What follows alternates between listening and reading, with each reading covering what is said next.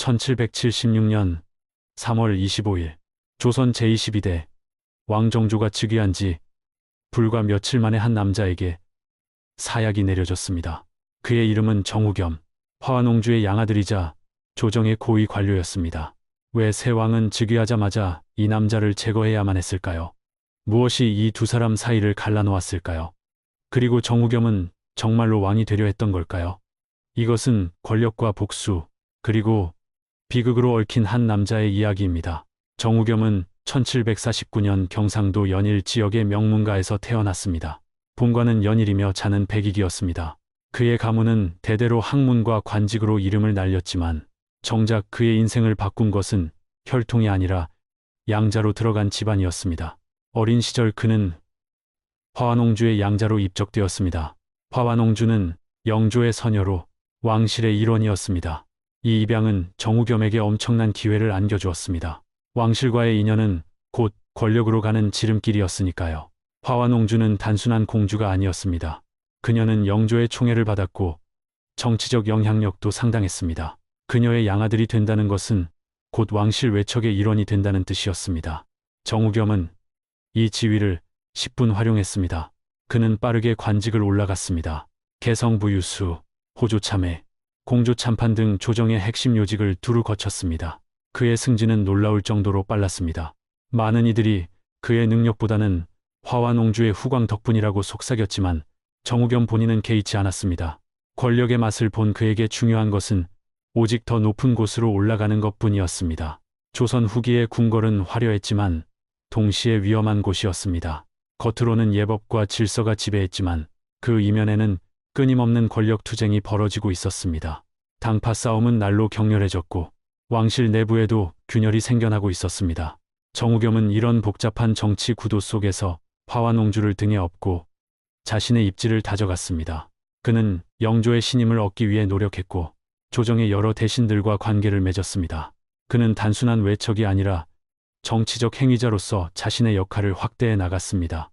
영조 치세 말년 궁궐의 공기는 무겁고 침울했습니다. 노세한 왕은 여전히 권력을 쥐고 있었지만 모두가 알고 있었습니다. 시대가 바뀌고 있다는 것을 세손 이사는 조용히 그러나 확실하게 자신의 세력을 키워가고 있었습니다. 정우겸은 이 변화의 조짐을 느꼈을까요? 그는 자신의 미래에 대해 어떤 계획을 가지고 있었을까요?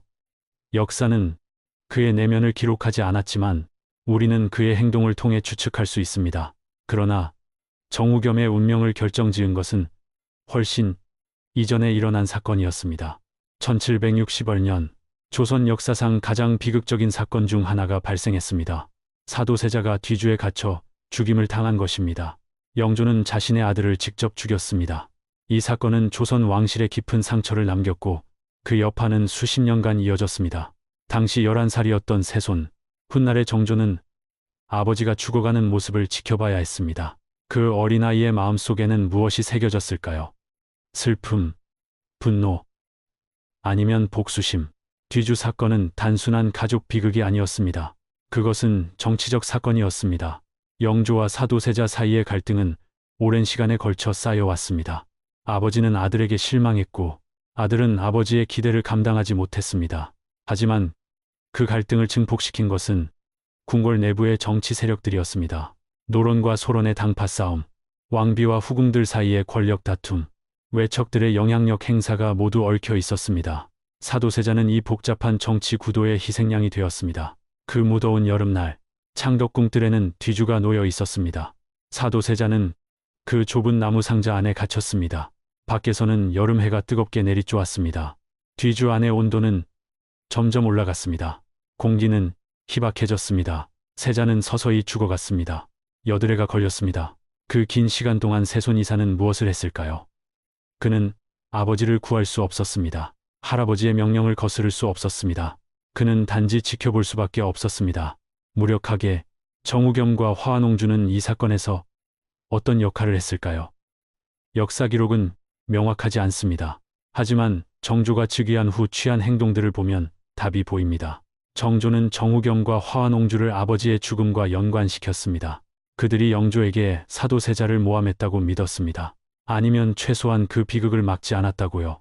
어린 세손은 그날의 기억을 잊지 않았습니다. 그리고 복수를 다짐했습니다. 하지만 그는 할아버지가 살아있는 동안에는 아무것도 할 수 없었습니다. 그저 기다려야만 했습니다. 정조는 인내심이 강한 사람이었습니다. 그는 14년을 기다렸습니다. 할아버지 영조가 살아있는 동안에는 아무것도 할 수 없었습니다. 그는 공부에 매진하며 때를 기다렸습니다. 그는 뛰어난 학자이자 개혁군주가 되기 위해 준비했습니다. 하지만 그의 마음 한편에는 언제나 복수의 불씨가 타오르고 있었습니다.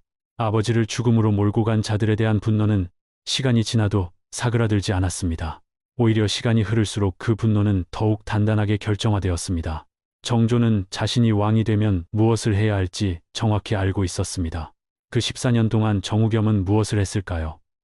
그는 계속해서 권력의 중심에 있었습니다. 영조의 치세 말년, 그는 여전히 중요한 관직을 맡고 있었습니다. 그는 자신이 안전하다고 생각했을까요? 아니면 다가오는 위험을 감지했을까요? 세손이 언젠가 왕이 될 것이라는 사실은 누구나 알고 있었습니다. 하지만 정우겸은 그것이 자신에게 어떤 의미인지 제대로 이해하지 못했던 것 같습니다. 혹은 이해했지만 피할 방법이 없었을지도 모릅니다. 권력의 정점에 있던 사람은 쉽게 물러날 수 없습니다. 그것은 자살 행위나 다름없었으니까요. 1776년 3월 5일 영조가 승하했습니다.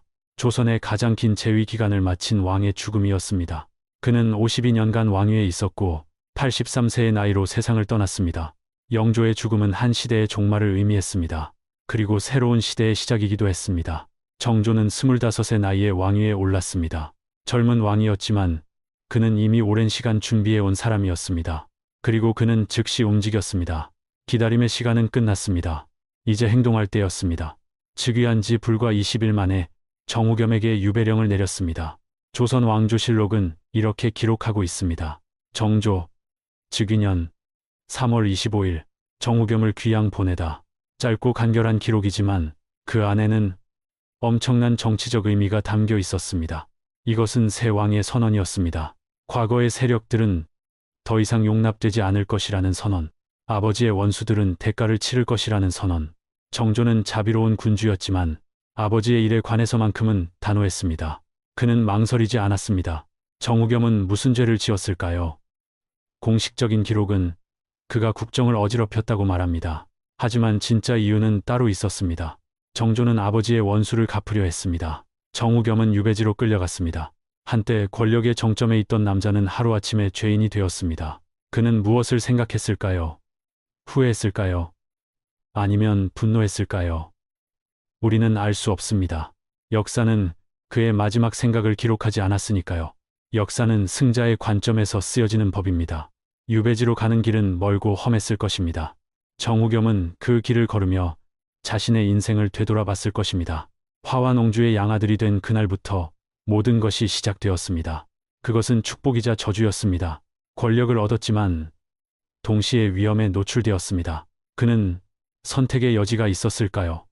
아니면 운명의 흐름에 휩쓸린 것뿐이었을까요? 만약 그가 양자로 입적되지 않았다면, 평범한 양반으로 살았다면 어땠을까요? 하지만 역사에 만약은 없습니다. 일어난 일은 일어난 것이고 그 결과는 피할 수 없습니다. 유배지에서 정우겸은 고독했을 것입니다. 한때 수많은 사람들이 그에게 고개를 숙였습니다. 그의 한마디에 사람들이 움직였습니다. 하지만 이제 그는 아무것도 아니었습니다. 권력을 잃은 자는 친구도 있습니다. 사람들은 떠나가는 배에서 쥐처럼 도망갑니다. 정우겸 곁에는 아무도 남지 않았을 것입니다. 그는 혼자였습니다. 그리고 기다렸습니다. 죽음을. 하지만 정조는 유배만으로는 만족하지 않았습니다. 몇 달 후, 그해 7월, 정우겸에게 사약이 내려졌습니다. 사약은 조선시대 사형 방법 중 하나로 왕이 특별히 내리는 독약이었습니다. 보통 왕족이나 고위 관료에게 사용되었습니다. 어떤 의미에서 그것은 명예로운 죽음이었습니다. 일반 죄인처럼 참수되거나 교수형을 당하는 것보다는 나았으니까요. 하지만 죽음은 죽음입니다. 정우겸은 사약을 받고 죽었습니다. 1776년 7월 5일, 그의 생은 그렇게 끝났습니다. 48의 나이였습니다. 사약을 받는 순간 정우겸은 무슨 생각을 했을까요? 원망했을까요? 체념했을까요? 아니면 어떤 해탈의 경지에 이르렀을까요? 우리는 알 수 없습니다. 하지만 그도 인간이었을 것입니다. 두려웠을 것입니다. 죽음 앞에서 담담할 수 있는 사람이 몇이나 될까요? 그는 마지막 순간 가족을 생각했을까요? 아니면 자신의 인생을 후회했을까요? 역사는 이런 개인적인 순간들을 기록하지 않습니다. 우리는 상상할 수밖에 없습니다. 그리고 그 상상을 통해 인간을 이해합니다. 정조의 복수는 정우겸에게만 그치지 않았습니다. 화완옹주 역시 그의 표적이었습니다. 정조는 고모인 화완옹주와의 관계를 단절했습니다. 그녀는 권력을 잃고 궁궐에서 쫓겨났습니다. 한때 영조의 총애를 받던 공주는 쓸쓸한 말년을 보내야 했습니다. 정조는 단호했습니다. 아버지의 원수에게는 어떤 자비도 없었습니다. 혈연도 중요하지 않았습니다. 정의를 실현하는 것, 그것만이 중요했습니다. 화완옹주는 1808년까지 살았습니다. 그녀는 조카인 정조의 치세를 지켜보며 무슨 생각을 했을까요? 후회했을까요? 원망했을까요? 정조와 화완옹주의 관계는 복잡했습니다. 그녀는 그의 고모였습니다. 혈연으로 따지면 가까운 사이였습니다. 하지만 정치는 혈연보다 강했습니다. 사도세자의 죽음은 왕실을 둘로 갈라놓았습니다. 한쪽에는 사도세자를 죽음으로 몰고 간 자들이 있었고 다른 한쪽에는 그를 동정하거나 옹호한 자들이 있었습니다. 정조는 명확히 아버지 편에 섰습니다. 그리고 반대편에 있는 모든 이를 적으로 규정했습니다. 화완옹주는 그 적의 일원이었습니다. 그녀가 실제로 무엇을 했는지와 상관없이 정조의 눈에 그녀는 공범이었습니다. 그렇다면 정우겸은 정말로 왕이 되려 했을까요? 일부 기록과 전설은 그가 왕위를 노렸다고 말합니다. 화완옹주의 양아들로서 그는 왕실과 가까웠습니다. 어쩌면 그는 정조가 즉위하기 전 혼란을 틈타 권력을 잡으려 했을지도 모릅니다. 하지만 이것은 추측일 뿐입니다. 확실한 증거는 없습니다. 역사학자들은 신중한 입장을 취합니다. 정우겸이 왕위를 노렸다는 직접적인 기록은 없다고 말합니다. 하지만 그가 정조에게 위협이 되었다는 것만은 분명합니다. 실제로 왕이 되려 했는지 여부와 상관없이 정조는 그를 위협으로 인식했습니다. 조선시대의 왕이 된다는 것은 단순히 권력을 얻는 것 이상의 의미였습니다. 그것은 하늘의 명을 받는 것이었습니다. 천명사상에 따르면 왕은 하늘이 선택한 사람이었습니다. 따라서 왕위를 찬탈하려는 시도는 단순한 정치적 범죄가 아니라 하늘에 대한 도전이었습니다. 만약 정우겸이 정말로 왕이 되려 했다면 그것은 엄청난 야심이었을 것입니다. 하지만 그만한 야심을 가질 만한 이유가 있었을까요? 그는 왕족이 아니었습니다. 양자로 왕실에 들어갔을 뿐입니다. 그에게 왕위 계승권 같은 것은 없었습니다. 하지만 조선 역사에는 불가능해 보이는 일들이 종종 일어났습니다. 역성혁명으로 왕조가 바뀌기도 했고 예상치 못한 사람이 왕위에 오르기도 했습니다. 정우겸이 만약 야심을 품었다면 그것이 완전히 비현실적인 것만은 아니었을 수도 있습니다. 영조 말년의 정치 상황은 혼란스러웠습니다. 당파 싸움은 격렬했고 왕실 내부도 분열되어 있었습니다. 혹시 그런 혼란을 틈타 무언가를 시도할 수 있다고 생각했을까요? 우리는 알 수 없습니다. 하지만 정조가 그를 그토록 빨리 제거한 것을 보면 뭔가 이유가 있었을 것입니다. 정조는 충동적인 사람이 아니었습니다. 정우겸의 이야기는 우리에게 무엇을 말해줄까요? 권력은 양날의 검입니다. 한순간 정점에 오를 수 있지만 한순간 모든 것을 잃을 수도 있습니다. 정우겸은 화완옹주의 양아들이 됨으로써 권력을 얻었습니다. 하지만 바로 그 인연이 그를 파멸로 이끌었습니다. 만약 그가 평범한 관료로 살았다면 어땠을까요? 만약 그가 사도세자의 죽음에 개입하지 않았다면 역사의 만약은 없습니다. 하지만 우리는 상상해 볼 수 있습니다. 그리고 그런 상상을 통해 교훈을 얻을 수 있습니다. 권력은 중독성이 있습니다. 한번 맛보면 놓기 어렵습니다. 정우겸도 그랬을 것입니다. 그는 권력의 달콤함을 알았습니다.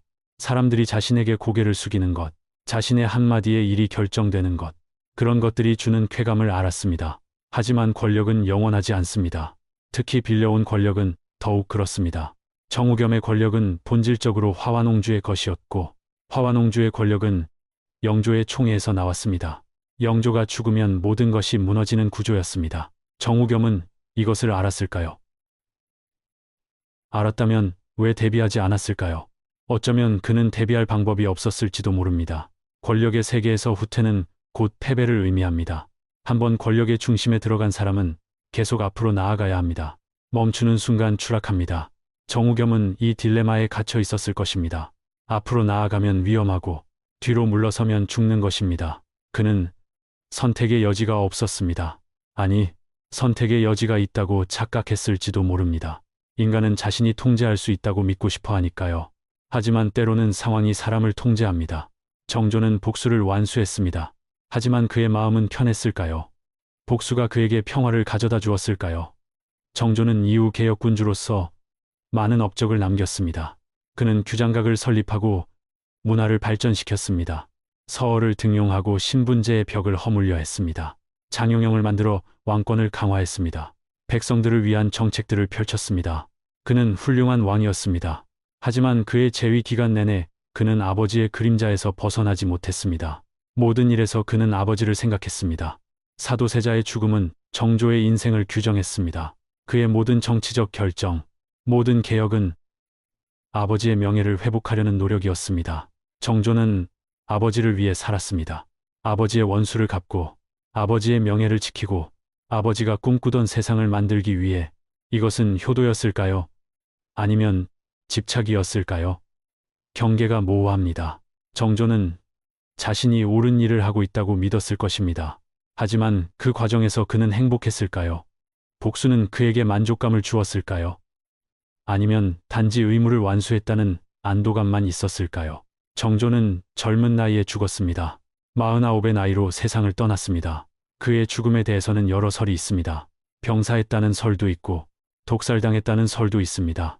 진실이 무엇이든 그의 죽음은 너무 이르렀습니다. 그는 더 많은 것을 이루고 싶었을 것입니다. 아버지의 명예를 완전히 회복하고 자신이 꿈꾸던 개혁을 완성하고 싶었을 것입니다. 하지만 시간은 그에게 주어지지 않았습니다. 그가 죽은 후 조선은 다시 혼란에 빠졌습니다. 세도 정치가 시작되었고 왕권은 약해졌습니다. 정조의 개혁은 물거품이 되었습니다. 정우겸의 죽음은 정조 시대의 시작을 알렸습니다. 그것은 새로운 왕이 과거와 단절하고 자신의 시대를 열겠다는 선언이었습니다. 하지만 동시에 그것은 조선 왕실 내부의 깊은 균열을 드러냈습니다. 영조, 사도세자, 정조로 이어지는 3대의 비극은 조선 후기 정치의 복잡성을 보여줍니다. 왕실 내부의 갈등, 외척의 권력, 다툼, 당파 싸움이 얽혀 있었습니다. 이 모든 것이 결국 조선을 약하게 만들었습니다. 내부의 분열은 국가의 힘을 소진시켰습니다. 조선은 외부의 위협에 대응할 힘을 잃어갔습니다. 정우겸은 이 복잡한 정치 게임의 희생양이었을까요? 아니면 그 자신도 게임의 플레이어였을까요? 우리는 그의 관점을 알 수 없습니다. 역사는 승자의 기록이라고 합니다. 정조는 승자였고 정우겸은 패자였습니다. 조선 왕조실록은 정조의 시각에서 쓰여졌습니다. 정우겸은 악인으로 묘사되었습니다. 하지만 그에게도 자신만의 이야기가 있었을 것입니다. 그도 어쩌면 자신이 옳다고 믿었을지 모릅니다. 권력을 추구하는 것이 잘못인가요?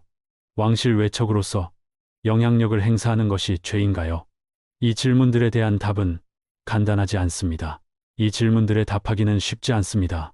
역사는 흑백 논리로 설명할 수 없습니다. 선과 악이 명확하게 나뉘지 않습니다. 정우겸은 야심가였을 수 있습니다. 하지만 그것만으로 그를 판단할 수 있을까요? 정조는 정의로운 군주였습니다. 하지만 그의 복수는 정당했을까요? 우리는 각자의 판단을 내릴 수 있을 뿐입니다. 역사를 공부하는 것은 정답을 찾는 것이 아닙니다. 오히려 질문을 던지는 것입니다. 그리고 그 질문을 통해 현재를 성찰하는 것입니다. 과거는 거울입니다. 그 거울을 통해 우리는 우리 자신을 봅니다.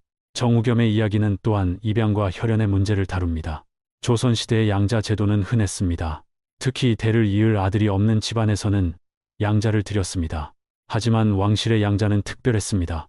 그것은 정치적 행위였습니다. 화완옹주가 정우겸을 양자로 드린 이유는 무엇이었을까요? 단순히 후사를 잇기 위해서였을까요? 아니면 정치적 동맹을 만들기 위해서였을까요? 정우겸은 양부모에게 충성했습니다. 그리고 그 충성이 그를 죽음으로 이끌었습니다. 혈연이 아닌 인연으로 맺어진 관계였지만 그 관계는 운명을 결정했습니다. 화완옹주 역시 비극적인 인물입니다. 그녀는 사도세자의 죽음에 어떤 역할을 했을까요? 그녀가 정말로 조카의 죽음을 방조했을까요? 아니면 그녀도 궁궐 정치의 희생양이었을까요? 여성으로서 그녀가 가질 수 있는 권력은 제한적이었습니다. 그녀는 아버지 영조를 통해서만 영향력을 행사할 수 있었습니다. 사도세자의 죽음 이후 그녀는 어떤 심정이었을까요? 후회했을까요? 두려웠을까요? 조카인 정조가 왕이 된 후 그녀는 모든 것을 잃었습니다. 권력도, 명예도, 가족도. 그녀는 1808년까지 살면서 자신의 선택을 후회했을까요? 우리는 알 수 없습니다. 정조와 화완옹주의 관계는 가족의 의미를 다시 생각하게 합니다. 혈연이 모든 것을 용서할 수 있을까요? 정조에게 화완옹주는 고모였습니다. 하지만 그녀는 또한 아버지의 원수였습니다. 정조는 가족보다 정의를 선택했습니다. 이것은 옳은 선택이었을까요? 유교 사회에서 효는 가장 중요한 덕목이었습니다. 정조는 아버지에 대한 효를 실천했습니다. 하지만 그 과정에서 다른 가족 관계를 파괴했습니다. 이것은 딜레마입니다. 완벽한 답은 없습니다. 우리는 다만 그 복잡성을 인정할 수 있을 뿐입니다.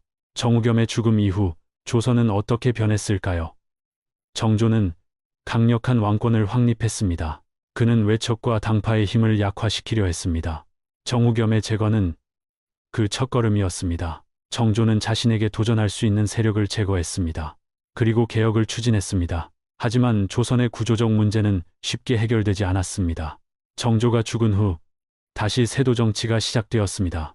외척의 권력은 부활했습니다. 정조의 노력은 일시적인 것에 불과했을까요? 아니면 그래도 의미가 있었을까요? 역사가들은 의견이 나뉩니다. 역사는 반복됩니다.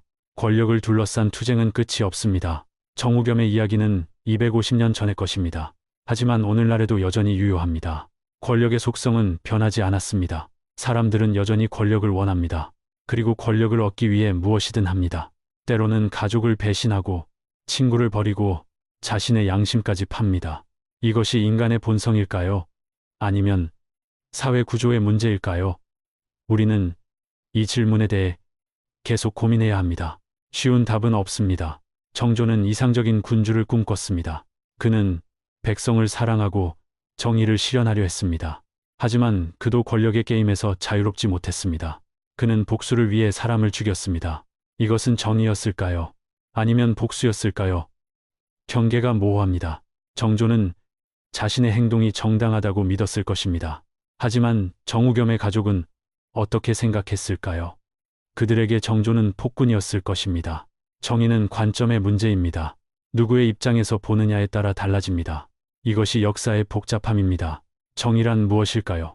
누구의 관점에서 보느냐에 따라 달라집니다. 정조에게 정우겸의 처벌은 정의였습니다. 하지만 정우겸에게는 부당한 박해였을 것입니다. 역사를 공부하면서 우리는 이런 복잡성을 이해해야 합니다. 단순한 선악 구도로 역사를 바라보면 진실을 놓칩니다. 모든 인물에게는 그들만의 동기와 상황이 있었습니다. 그들도 우리처럼 복잡한 존재였습니다. 그들도 두려워하고 사랑하고 미워했습니다. 그들의 선택이 역사를 만들었지만 그들도 자신의 감정과 욕망에 이끌렸습니다. 정우겸은 왕을 꿈꿨을까요? 어쩌면 그는 단지 살아남으려 했을 뿐일지도 모릅니다. 조선 후기의 궁궐은 위험한 곳이었습니다. 언제 누가 숙청당할지 알 수 없었습니다. 정우겸은 화완옹주를 통해 권력을 얻었습니다. 하지만 그 권력은 동시에 그를 위험에 빠뜨렸습니다. 권력이 클수록 적도 많아지는 법입니다. 정우겸에게 가장 큰 적은 정조였습니다.